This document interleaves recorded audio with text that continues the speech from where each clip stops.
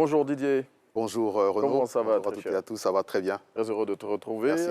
Avec toi aujourd'hui, on va visiter trois titres de la presse nationale. On va démarrer avec le quotidien Le Matin qui nous dit que le PND, plutôt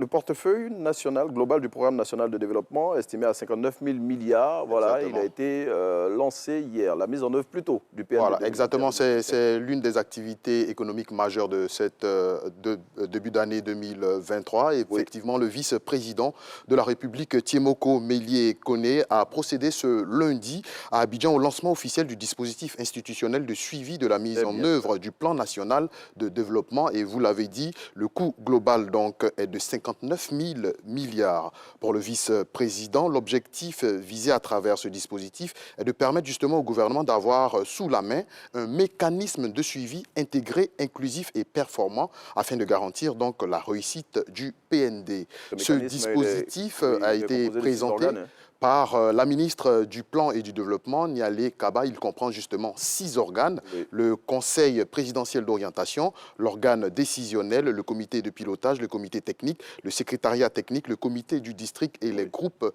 de travail sectoriels. Le vice-président a salué la forte mobilisation qui, pour lui, traduit la volonté des acteurs à contribuer au développement et à la promotion de la bonne gouvernance. La Côte d'Ivoire, on ne le dira jamais assez, ambitionne donc de se hisser au rang des pays à revenus intermédiaires de la tranche supérieure. Le plan national de développement 2021-2025 vise donc à lever les obstacles pour accélérer la transformation économique et sociale de la Côte d'Ivoire. Et Didier, le secteur privé est très attendu pour ce PND 2021. Absolument, et il faut noter donc que les secteurs structurants justement qui concernent ce PND sont notamment l'infrastructure, la sécurité, le transport et l'économie numérique. Oui, l'économie numérique qui est dans sa globalité portée par le secteur privé qui a une grande contribution. Exactement. Et je le disais tantôt, le vice-président de la République a rappelé au secteur privé qu'il était attendu pour jouer un grand rôle dans la mise en place de ce PND 2021-2025. À côté du secteur privé, il faut également donc noter la présence des partenaires internationaux qui accompagnent justement donc, ce PND 2021-2025. Un PND 2021-2025 dont l'objectif général est d'améliorer le vécu quotidien des populations. Pour le bien-être, on l'a dit, des Ivoiriens. Oui. En tout cas, merci au gouvernement de penser à améliorer les conditions de vie des populations vivant en Côte d'Ivoire. Didier, aujourd'hui, c'est la journée de l'éducation et à cette occasion, la ministre Mariatou Kone, elle a délivré un message. Effectivement, la Côte d'Ivoire, à l'instar du monde entier, célèbre ce 24 janvier la 5e journée internationale de l'éducation autour du thème « Investir dans l'humain, faire de l'éducation une priorité ».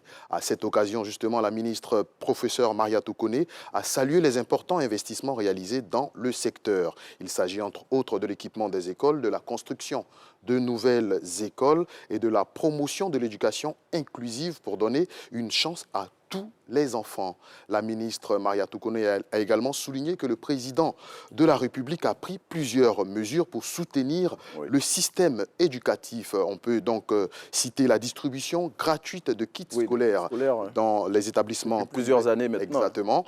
Il faut également souligner la suppression des cotisations exceptionnelles des parents d'élèves. Franchement, ça, c'est une grande avancée. Ça faisait grincer beaucoup de dents. Il y a également le recrutement et l'intégration à la fonction publique de plus de 10 000 enseignants pour le primaire et le secondaire. Et puis, il faut ajouter, pour terminer, donc, les états généraux de l'éducation qui ont permis donc, à ce secteur de faire un diagnostic et donc de proposer des solutions pour améliorer le système éducatif. Malgré les acquis remarquables, des défis sont encore à relever, a dit la ministre. C'est pourquoi, justement, le gouvernement voudrait compter sur la responsabilité des uns et des autres. Parlant de défis, on peut évoquer justement le cas des grossesses en milieu scolaire. En milieu scolaire, il y a quelques jours, 23 grossesses scolaires ont été déclarées à Bongouanou au compte du premier trimestre 2022. Premier trimestre. 2023, exactement. Il y a justement seulement quelques jours que cette information a été relevée Oui. par l'agence ivoirienne de presse. Et selon justement le rapport du Conseil national des droits de l'homme,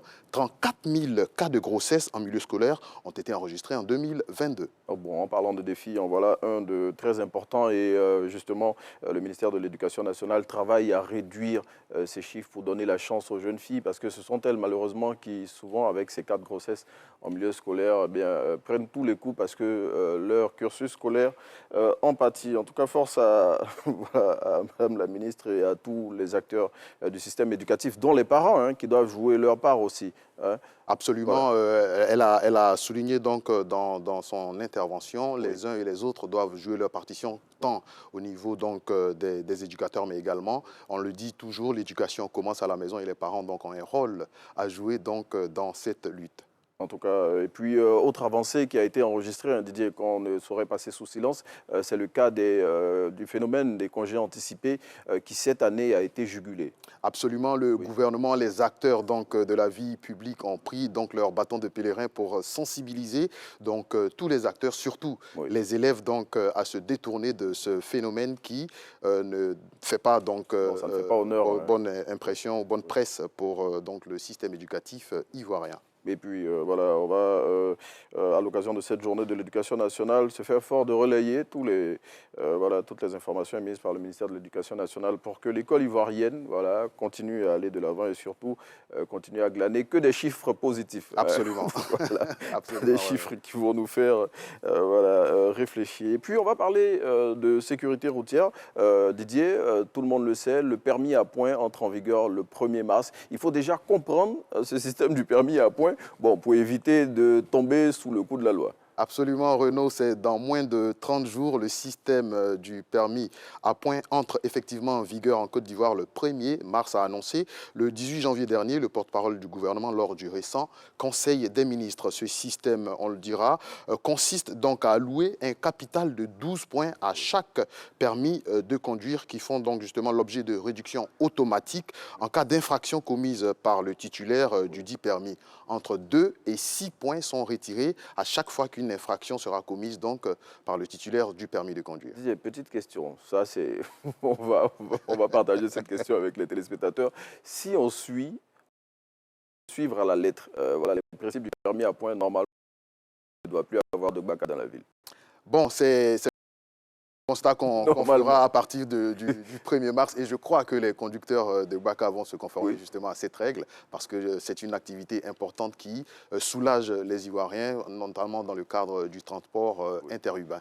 Oui, et donc vous avez dit 12 points qui sont alloués et justement maintenant chacun à travers sa manière de conduire et de se comporter sur la route, eh bien il gère ces 12 points. Exactement, comme je viens de le souligner, donc les points retranchés à chaque fois qu'un individu commet donc, des infractions se situent entre 2 et 6 points. Ce capital de points est, Dieu merci, récupérable justement par un stage de récupération. Dans et comment ça va se passer les stages?